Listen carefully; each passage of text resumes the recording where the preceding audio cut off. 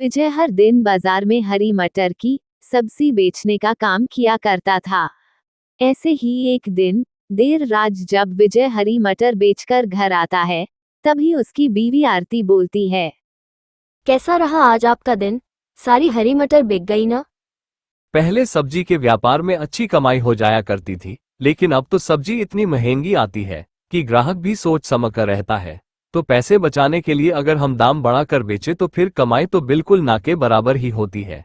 फिर भी थोड़े बहुत पैसे तो जमा हो ही गए हैं। बाकी जो हरी मटर बच गई है उसे कल के बाजार में बेच कर दिखेंगे।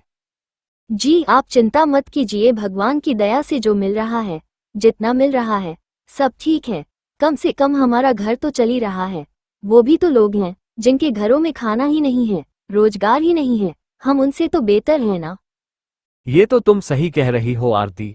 मैं हाथ मुंह धोकर आता हूँ, फिर खाना खाता हूँ। इतना कहकर विजय हाथ मुंह धोकर आता है और खाना खाता है, जिसके बाद दोनों पति पत्नी आराम से सो जाते हैं। ऐसे दिन गुजरते जाते हैं, जैसे तैसे धक्का लगाकर हरी मटर बेचकर विजय का घर चल जाता है। एक रात विजय हरी मटर बेचकर घर आ रहा होता है।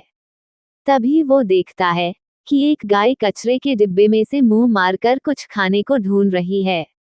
ये देखकर विजय को बहुत दया आती है और वो खुद से बोलता है। ए भगवान, इन गौ माता को देखकर लग रहा है कि ये बहुत भूखी है। मेरे पास काफी हरी मटर बच गई है। गर्मी का मौसम चल रहा है, सुबह तक ये सब्जी वैसे भी मुरझा जाएगी। कोई ग्राहक इसे खरीदेगा भी नहीं। एक काम करता हूँ, मैं इन हरी मटर को गौ माता को दे देता हूँ। ऐसे ही अब हर दिन विजय जब बाजार से घर आता, तो गौ माता उसे उसी जगह मिलती और हर रोज की बची हुई हरी मटर विजय उन गौ माता को खिला दिया करता था। ऐसे ही एक दिन विजय की सारी हरी मटर बिक जाती है और जब वो घर लौट रहा होता है, तभी वो गौ माता उससे फिर से मिलती है और उन्हें देखकर विजय खुद से बोलता है। हे भगवान, आज तो मेरी सारी सब्जी बिक गई। आज मैं गौ माता को क्या खिलाकर पेट भरूंगा? मेरे पास तो उसे खिलाने के लिए कुछ भी नहीं है। बिना खिलाए अगर यहाँ से चला गया तो फिर ये भूखी रह जाएगी। आखिर मैं करूँ तो क्या करूँ? एक काम करता हूँ, इस गौ माता को अपने साथ घर ले जाता हूँ। जो हरी मटर मैंने अपने घर के इस्तेमाल के लिए रखी थी, वही खिलाकर मैं आज इसका पेट भर दूंगा। इतना कहकर विजय उन गौ माता को अपने साथ हाँकता हुआ घर तक ले आता है। गौ माता के साथ विजय को देखकर आरती बोलती है। जी ये किन की गौ माता को आप लेकर आ गए? हमारा तो सब्जी का काम है ना, दूध का व्यापार थोड़ी है। अरे मैं तुम्हें बाकी सारी बातें बाद में बताऊंगा। तुम अभी जो हरी मटर मैं घर के इस्तेमाल के लिए छोड़ कर गया था, वो जल्दी से लेकर आओ। विजय की बात सुनकर आरती घर में रखी हुई मटर ले आती है और विजय को देती है। विजय जल्दी से वो हरे मटर गौ माता को खिला देता है, जिसे खाकर गौ माता जोर से एक आवाज निकालती है। तभी विजय बोलता है। गौ माता, मुझे पता है अब आपका पेट भर गया है हरी मटर खाकर। इतना बोलकर विजय आरती को हर दिन गौ माता को सब्जी खिलाने वाली बात बताता है, जिस पर आरती बोलती है। अच्छा तो ये बात है, चलो गौ माता को खिलाना भी पुण्य का काम होता है। अब इतनी रात को इस गौ माता को अकेले कहीं नहीं जाने देंगे। आप इसे घर के बाहर बांध दीजिए, मैं इसकी देखभाल कर दिया करूंगी और आप सब्जी का काम देख लिया करना। आरती गौ माता को अपने साथ रखने का ही फैसला कर लेती है। हर दिन की तरह विजय बची हुई हरी मटर लाकर गौ माता को दे देता है। वक्त गुजरता चला जाता है, बढ़ती महंगाई के साथ साथ सब्जी का व्यापार बहुत ही मंदा पड़ने लग जाता है। अब विजय के पास इतना पैसा नहीं था कि वह बड़ी मंडी से हरी मटर लाकर बाजार में बेच सके।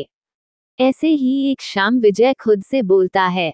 अगर सब्जी नहीं होगी तो मैं गौ माता को क्या खिलाऊंगा? मैं और आरती तो जैसे तैसे भूखे रह लेंगे, लेकिन गौ माता को भूखा कैसे छोड़ दूं?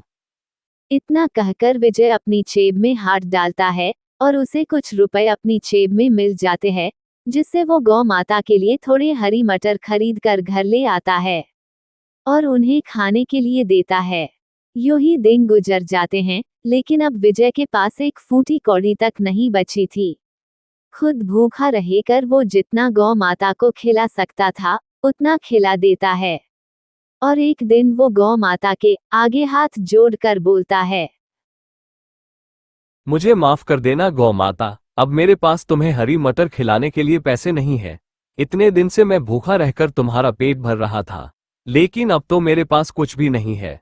आखिर मैं करूं तो क्या करूं, मैं तुम्हारा पेट कैसे भरूं? इतना कहकर विजय की आंखों से आंसू गिरने लगते हैं। तभी इंसानी भाषा में गौ माता बोलती है, विजय, रो क्यों रहे हो? आज तक तुमने हमेशा मेरा पेट भरा है। तुमने मुझे अपने परिवार के सदस्य की तरह रखा, मुझे अपने घर में शरण दी।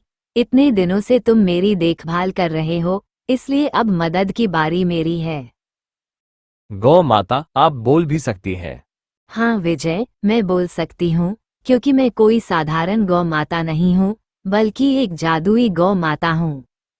तुम दोनों पति पत्नी ने मेरी बहुत सेवा की है और हर दिन हरी हरी मटर खिलाकर मेरा पेट भरा है, इसीलिए मैं तुम्हें ऐसा कुछ दूंगी जिससे तुम दोनों का जीवन हरा भरा कर दूंगी। इतना कहकर गौ माता गोबर करती है। जैसे ही वो गोबर जमीन पर गिरता है तो वो हरे मटर में बदल जाता है। ये देखकर आरती बोलती है, अरे ये गोबर हरे मटर में कैसे परिवर्तित हो गया? क्योंकि मैं एक जादुई गाय हूँ, इसलिए मेरा दूध, गोबर, हर एक चीज जादुई है। अब तुम इन जादुई मटर को उठा लो और इनको उस बर्तन में डाल दो जिसमें तुम प्रतिदिन हरे मटर लाकर रखते हो और धोते हो। गौमाता के कहने पर आरती और विजय बिल्कुल वैसा ही करते हैं। वो गोबर से बने हुए उन जादुई हरे मटर को उठाते हैं और उन्हें उसी बर्तन में डाल देते हैं जिसमें वो अपने डेली के हरे मटर लाकर धोया करते थे और बेचने के लिए। जैसे इस जादुई मटर को उस बर्तन में 2 मिनट होते हैं, तभी वो बर्तन ऊपर तक हरे मटर से भर जाता है। ये देखकर आरती और विजय बहुत ही ज्यादा आश्चर्यचकित हो जाते हैं। तभी विजय बोलता है, ये तो कमाल हो गया, मुट्ठी भर मटर इतने सारे हरे मटर में परिवर्तित हो गया। गौमाता का जादू तो सच में बहुत ही कमाल का है। अब तो मैं कल सुबह बाजार में जाकर इन ताजी ताजी हरी मटरों को बेच सकता हूँ। ये मटर दिखने में कितने ज्यादा लजीज लग रहे हैं, कोई भी ग्राहक इन्हें लिए बिना जाएगा नहीं। आप सही कह रहे हैं जी, ये हरी मटर सच में बहुत ही ज्यादा आकर्षित करने वाली हैं। अगली सुबह जब मटर से भारी रेडी लेकर विजय बाजार में जाता है, तभी कुछ ही देर के इंतजार में उसकी रेडी पर ग्राहकों की भीड़ लग जाती है और देखते ही देखते उसकी सारी हरी मटर बिक जाती है। हरी मटर से हुई आमदनी लेकर जैसे ही विजय घर आता है, तभी वो सबसे पहले गौ माता के पास जाता है और उन्हें नतमस्तक होकर धन्यवाद करते हुए बोलता है, आपका बहुत बहुत धन्यवाद। ये सब तुम्हारे ही अच्छे कर्मों का फल है। तुम चाहते तो अपनी बासी सब्जी भी ग्राहकों को बेचकर पैसा कमा सकते थे, लेकिन तुमने पैसे की परवाह ना करते हुए हमेशा मेरा पेट भरा, और फिर मैं तुम्हें और तुम्हारे परिवार को भूखमरी में मरते हुए कैसे देख सकती थी। गौमाता इतना बोल ही रही होती हैं कि तभी वहां आरती आ जाती है और बोलती है, सुनिए जी, आपको पता है, आप जितने हरे मटर आज सुबह बाजार में लेकर गए थे, उतने ही हरे मटर फिर से उस बर्तन में भरे हुए हैं, जैसे वो बर्तन कभी खाली ही ना हुआ हो, और एक एक मटर का दाना बिल्कुल ताज़ा और अच्छे से पका हुआ है। ये सब मेरे जादुई हरे मटर का कमाल है। जब तक तुम्हारे मन में ईमानदारी और पशुओं की प्रति भलाई का दीपक जलता रहेगा, तब तक ये जादुई हरे मटर का बर्तन यूं ही भरा रहेगा। लेकिन याद रखना, अगर तुमने बेईमानी का रास्ता चुना तो ये सारा जादू उसी वक्त खत्म हो जाएगा।